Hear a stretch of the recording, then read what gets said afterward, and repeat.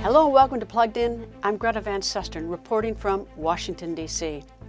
A bipartisan majority of U.S. senators are urging the Biden administration to pressure Turkey to end its crackdown on domestic opposition and on its silencing of the media.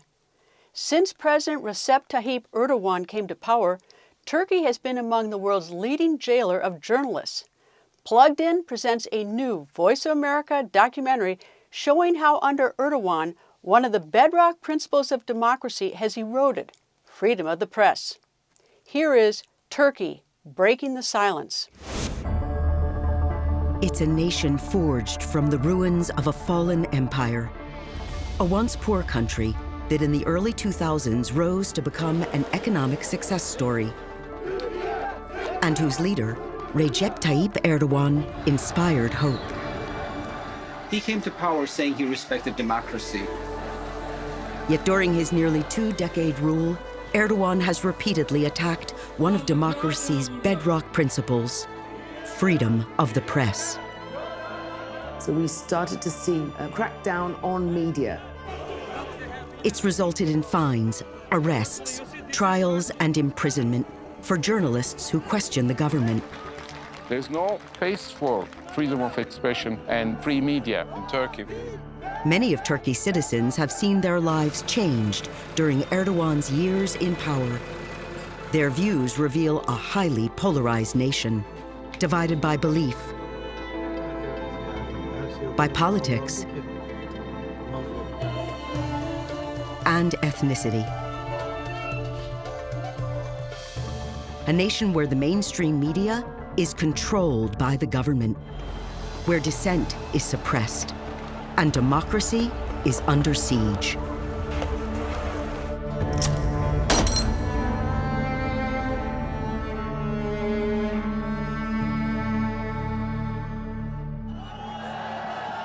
November 3rd, 2002, Ankara, Turkey. Outside the Justice and Development Party headquarters, a crowd celebrates a stunning landslide victory in Turkey's national election. The party, known as the AKP, is the first with Islamist roots to win full control of the government in the nation's history. Its leader, a charismatic 48-year-old former mayor of Istanbul, Recep Tayyip Erdogan. His victory speech brims with confidence. Demokrasinin daha sağlıklı çalışması için oy verdiniz. Sizler yönetemeyen bir demokrasiden yöneten bir demokrasiye geçiş için oy verdiniz. Erdogan had formed the AKP only a year earlier. But Turkey's voters were ready for change. Erdogan's election victory in 2002 followed a decade of immense political and economic instability in Turkey. The country suffered from triple-digit inflation in the 1990s, as well as cases of corruption that were aired out by the country's free press at the time. So the electorate was sick and tired of what looked like unending political crises, economic crises, and Erdogan's victory promised to bring in a breath of fresh air. Erdogan's AKP platform proposed a series of democratic reforms, among them pledging to ease up on the news media, which had long been subject to government censorship. Turkey seemed poised for a new era. There really was a lot of optimism in terms of issues that could be talked about, of what could be discussed on television, in the news, on the radio, even in the streets. The AKP victory was especially welcomed in Kasımpaşa, the working-class neighborhood in Istanbul where Erdogan grew up. It was then, and still is, an enclave where immigrants and conservative Turks from poor rural areas settle, hoping to find work and build a better life. For many here, that life centers around their Muslim faith. Among them, 90-year-old hotel owner Ismail Demircan, on his way to the local mosque where he worships, as he's done 5 times a day for over 30 years. Beneath the dome of the mosque, in the direction of Mecca, Ismail prays, steadfast in his commitment to his God, his country, and his president.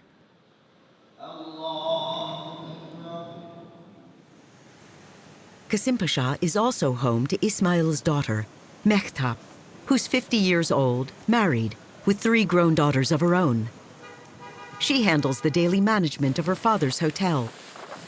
Nearly 2 decades later, she remembers what election night 2002 meant for pious Muslims. Bu bizim için Tayyip Erdoğan'ın zaferi oldu, bizim zaferimiz oldu. Çok şükür. Gerçekten hakiki demokrasi şimdi bugünümüz şartlarıyla demokrasi gerçekten var şimdi. Ama daha evvelden yoktu. The Turkish Republic was born in 1923, following the collapse of the Ottoman Empire. Its founder, Mustafa Kemal Atatürk, created a European-style state that excluded Islam and all religion from government. Secularism became Turkey's modern faith. Devout Muslims felt left behind. For decades, they lived as second-class citizens, often viewed as backward or even fanatical by their secularist countrymen.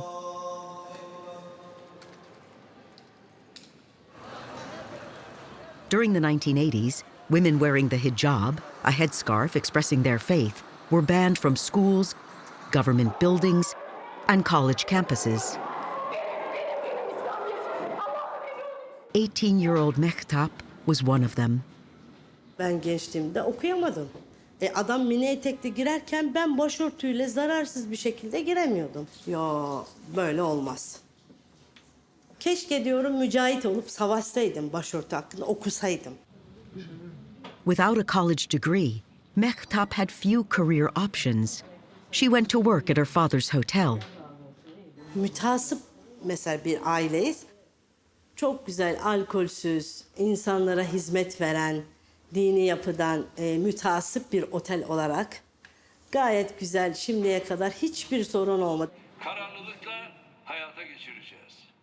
To Mehtap and her father, Erdogan is more than a boy from Kasimpasha who made good. He's an old family friend. Tayyip abi babam küçüklüğünden beri tanır. O zaman da bir farklılık vardı diyor.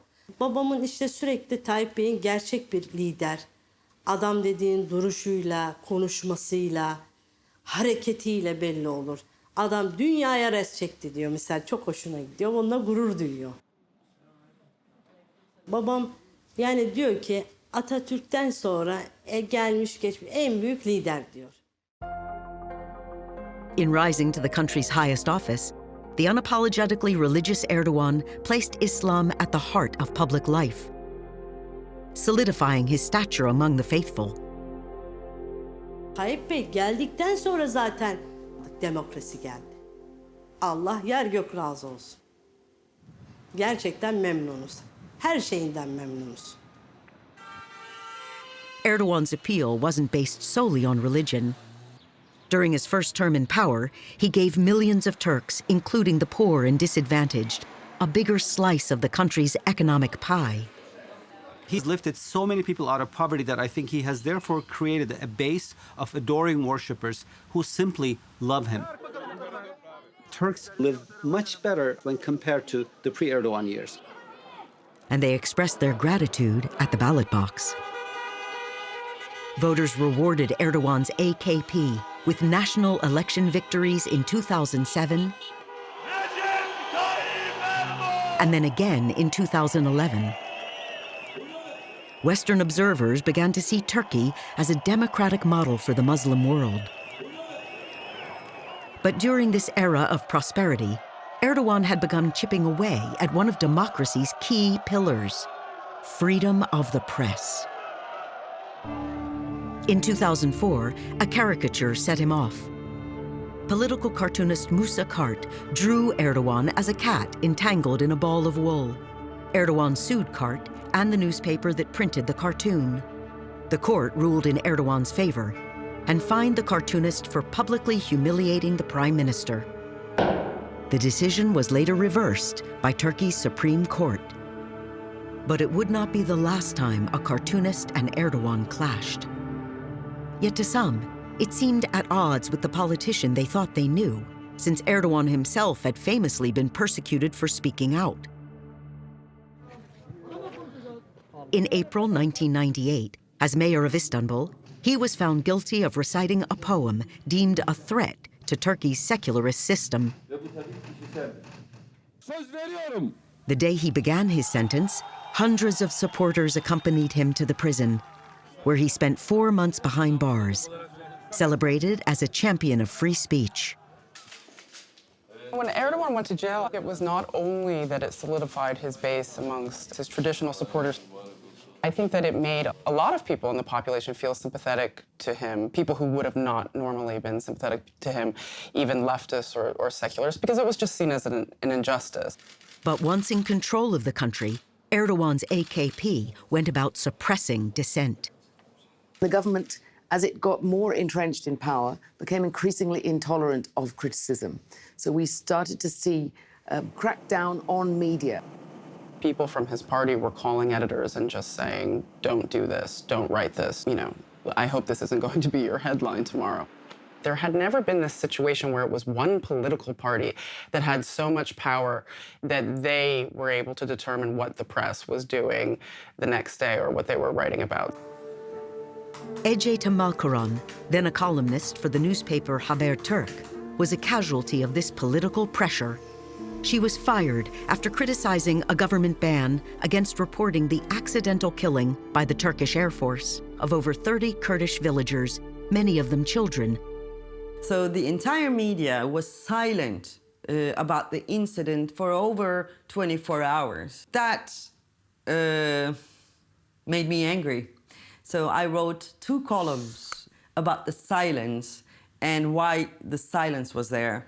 And the columns were directed at Mr. Erdogan. And I was the first political columnist fired from her job in the mainstream media because of political reasons. And then on, it happened so fast. The entire media was silenced. The media silence would later grow deafening. Away from Turkey's urban centers, in the country's rural areas, religious beliefs and conservative values hold sway. Mehmet Çelik lives in the village of Karubasha, 260 miles southwest of Istanbul. The region's known for its olive groves and the olive oil that's made Turkey one of the top 5 producers in the world. Mehmet sees farming as his life's work. Ben çiftçi olmak için doğmuşum diyebilirim. Zor bir mücadele. Tecrübeyle öğrenilen bir mücadele. Bunun herhangi bir okulu veya kısa yolu yok.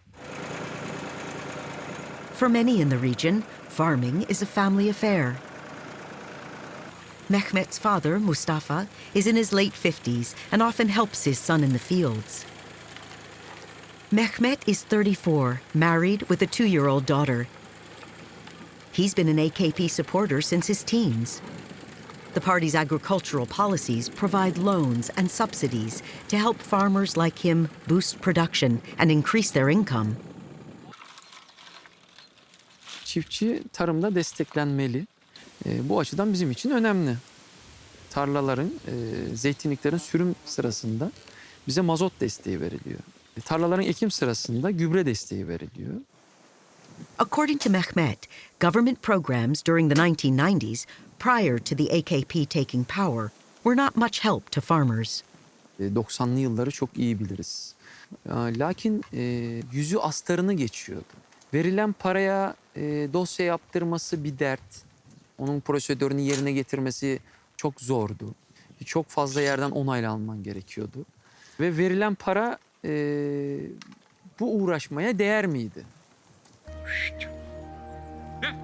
Altogether, the Çelik family owns 98 acres of land, devoting about 24 acres to growing a variety of crops. O tatil, pazar, cuma bilmez. Hastalık bilmez. Bayram ve izin günü bilmez. İzni olmayan tek meslek. In late summer, Mehmet works with his father harvesting corn to produce silage or feed for his dairy cows. He bought his harvester with the help of an AKP government loan program. Dışarıdan başka bir arkadaşım makinesini kiralayarak yaptırıyordum. Sonra Gittim bankaya başvurdum ve bana banka bu makineyi alabileceğini ve çok cüzi miktarlarda taksitlerle 5 sene içinde ödeyebileceğimi söyledi. Ve 5 yılın sonunda makine cebime kalıyor. Though he's far from the center of power, Mehmet keeps a close watch on Turkish politics. Ben genelde hep karşıt kanalları izlemeyi seviyorum.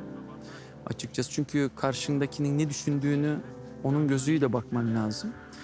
Yalnız bu karşıtlık derken bunun düzeyli ve seviyeli olması gerekir. Bu karşıtlık itibarsızlaştırma çabalarına girmemesi gerekir. He says freedom of the press is fine in principle, but insists there are limits to what journalists can write or say. Basın özgürlüğü deyip ülkenin liderini de itibarsızlaştırmamak gerekiyor.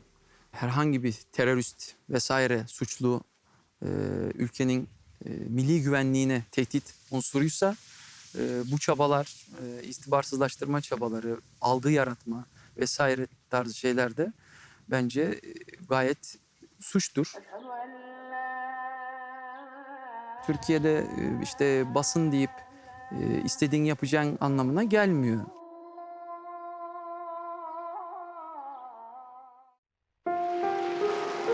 Since its first term in power, the AKP government has aimed to stifle reporting it sees as negative or critical. But it doesn't just target individual journalists.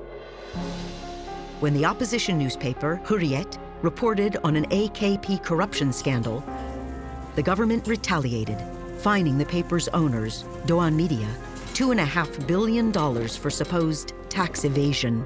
Nearly bankrupted, the company had to sell 2 papers to an Erdogan ally.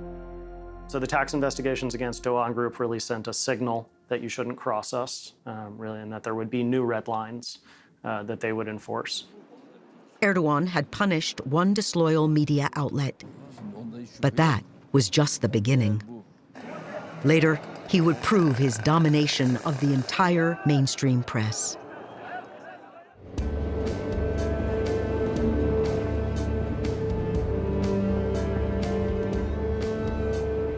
Şevket Şahintaş has been driving a cab in the streets of Istanbul for more than 30 years, often working the night shift. But no matter the hour, he finds his passengers are eager to talk politics. Genelde hangi partili ve ekonominin durumunu nasıl buluyorsun? Eğer AK Parti seçmeni ise ülkenin iyi olduğunu anlatmaya çalışıyor bana.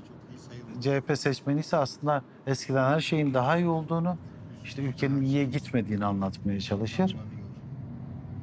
Şevket has long had doubts about Erdogan and the AKP.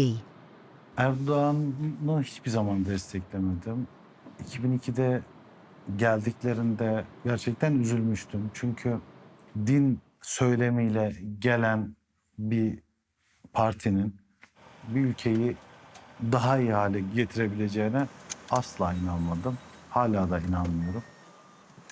His skepticism peaked in May 2013.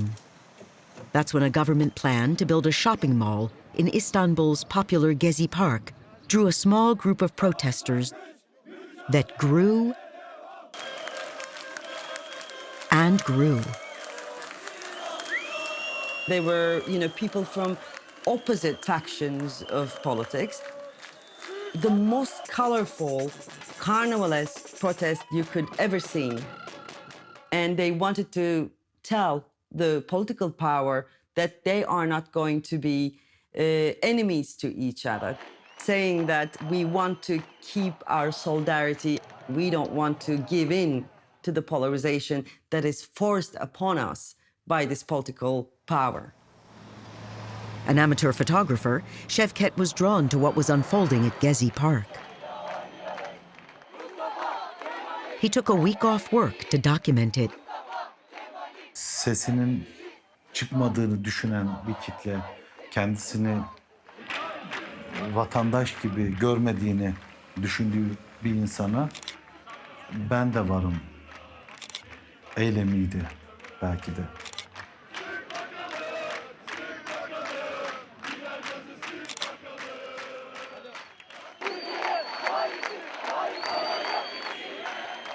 tense calm prevailed for 2 days at the park.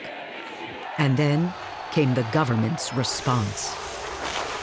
The police cracked down viciously on the peaceful protesters. So they torched their tents, they beat them.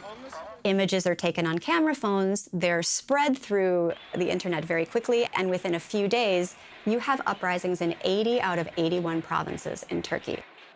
What Erdogan sees this as, rightly so, is the first real challenge against his power.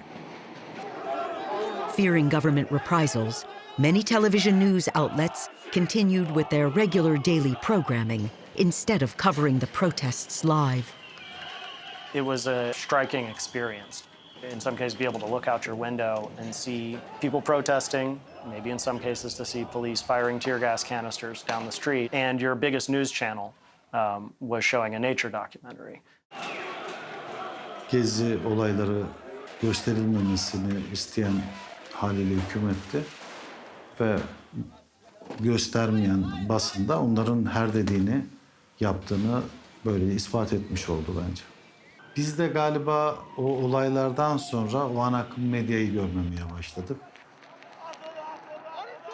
During the unrest, protesters turned to social media to share news. Şevket kept his camera focused on the turmoil. Gezi eylemleri ilk başladığında o kadar ciddi, büyüyecek bir eylem olduğunu ben düşünmemiştim. Ama bu çok ciddi bir halk hareketine dönüştü. The Gezi Park protests marked the birth of a grassroots anti-AKP movement defending the right to free expression. Gezi Parkı benim için gerçekten çok önemliydi. Benim gibi düşünen bir sürü insan olduğunu görmek, hayata benim gibi bakan bir sürü insan olduğunu görmek beni çok mutlu etmişti. Artık daha fazla dinleneceğimizi, bundan sonra her şeyin eskisi gibi olmayacağını düşündüm ve çok da umut ettiğim kadar da iyi gitmedik. Since the Gezi Park protest, there has been a very sharp polarization of society under the AKP. There's a sense that you're either with the AKP or you're not. That polarization has heightened social and political tensions in the country. Since the mid-1980s, the Turkish army has fought the militant Kurdish group PKK, which seeks to establish an independent state in a region that includes southeast Turkey. The conflict has killed over 40,000 civilians and wounded untold numbers more. One opposition newspaper, Özgür Gündem, had for years reported on Kurdish issues, and because of it, was a target of the Erdogan government. Terör propagandası, işte örgüt gazetesi, işte bölücü gazete, hain gazete, bu tarz argümanlarla çok taşlandı bu gazete. Ama aslında zaten yani yapması gereken şey yapmıştı gazete. Zozan Butun is a 26-year-old Kurd who grew up reading Özgür Gündem in southeastern Turkey. She now works in an Istanbul bookstore. Kürtlerin bir sesi yok aslında. Bizim de sesimiz vardı, bizim de acılarımız, bizim de çığlıklarımız vardı, bizim de realitelerimiz vardı ve bu realiteler diğer basınlarda yer almıyordu. Haliyle Özgür Gündem bunlara ses oldu. Kürt basın tarihinde çok önemli bir yere sahip. Starting on May 3rd, 2016, International Press Freedom Day, Özgür Gündem launched a freedom of expression campaign. Its purpose, to protest the relentless government pressure and defend freedom of the press. More than 50 journalists and activists volunteered to serve as guest editors for a day in support of the newspaper. But soon, the Erdogan government cracked down, investigating and arresting volunteers, jailing some, and accusing them of spreading terrorist propaganda. Protesters denounced the censorship. Trials were set for the fall of 2016. But then came July 15th. Tonight, we are monitoring that military coup underway in Turkey. a faction in the military decided Erdogan had to go. The control of Turkey seemed up for grabs. Burada ilk kez çoluk çocukla birlikte Bodrum'a gitmiştik. Bodrum dönüşünde işte bir anda geceleyin bir anda bir uçak gürültüsüyle aynı Allah'ım dedim ne oluyor? Dünyanın sonu geldi herhalde. With his hold on power threatened, Erdogan turned to social media, urging his supporters to take to the streets against the enemy.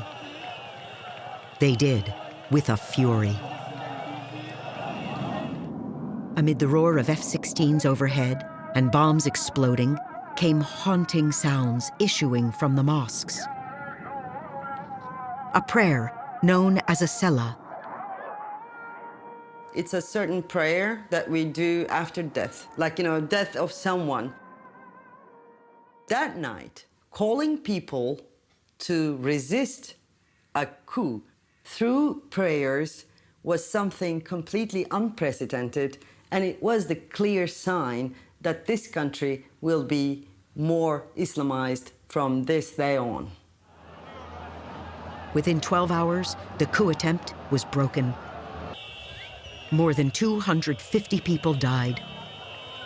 Thousands were injured. Turkey's media landscape grows increasingly dark. Some journalists have fled to the internet and social media, the last open spaces for public debate and free speech.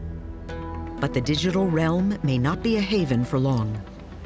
The Erdogan government has tightened internet censorship, passing a new law that controls social media with fines and the removal of content it considers offensive. It also requires social media companies to maintain offices and store user data inside Turkey, which raises privacy concerns. The scope of the law is unprecedented. Everyone knows about the struggle for freedom of expression and free media in Turkey, but the magnitude of the problems we have here is not known by many. Over 243,000 websites are currently blocked from Turkey, and over 150,000 news articles or URL addresses are currently blocked.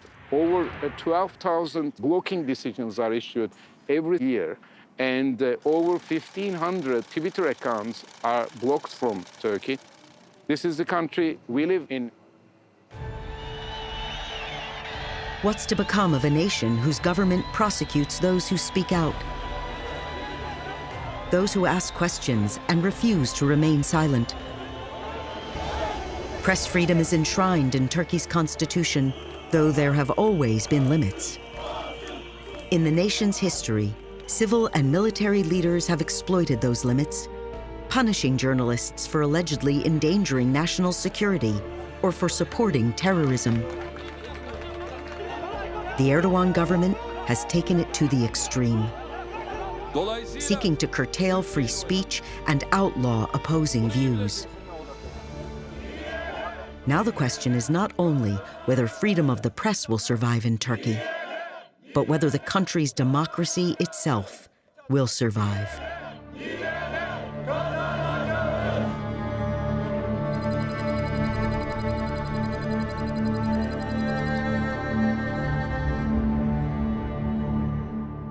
That's all the time we have for now. To watch the entire documentary, find it on our homepage at voanews.com. That is where you can also stay up to date on the latest news, and follow me on Twitter @Greta. Thank you for being plugged in.